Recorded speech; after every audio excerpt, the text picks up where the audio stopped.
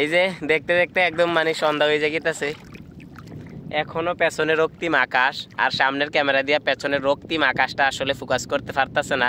পেছনের ক্যামেরা দিয়ে আমি রক্তিম আকাশটা দেখাইছি। এই যে দেখেন রক্তিম আবহাওয়াটার জায়গাত গেলে অন্ধকার হয়ে যায়। এই যে আমার পেছনে সূর্যাস্ত, রক্তিম আকাশ, মানে সূর্যটা এখন মাত্র ডুবছে, যে এই লাল একটা রক্তিম আকাশ থাকে এইটা আর কি আমার পেছনে। তো এই যে দেখতে দেখতে সন্ধ্যা হয়ে গেছে, সন্ধ্যা অলরেডি হয়ে গেছে। সমুদ্রের পাড় দিকে এখনও আমার চেহারাটাও স্পষ্ট ক্লিয়ার দেখা যাইতেছে, কিন্তু আরও রক্তিম আকাশটার কারণে এটার একটা আলোর ঝলকানি আছে।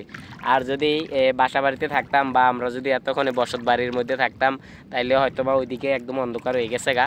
এই যে আমি যদি এই সাইডটা দেখাই আপনারা, আমার চেহারাটা যত হয়তো বা ক্লিয়ার দেখতেছেন, কিন্তু দেখেন লাইটগুলো সবগুলো জ্বলে গেছে গা, মানে খুব অন্ধকার হয়ে যেতেছে। তো এখন আমি প্রচণ্ড মাঝখানে চলে আসছি। এই যে এই দিকে হচ্ছে আমার সবচাইতে কাছাকাছির ফার, তাহলে দেখেন ক্যামেরাতেই দেখতে পারতেছেন অনেকখানি রাস্তা। তো আমি এখান থেকে এখন ফারের গন্তব্যে, আমার গন্তব্য তো ফারে যাইতে হবে ইনশাল্লাহ।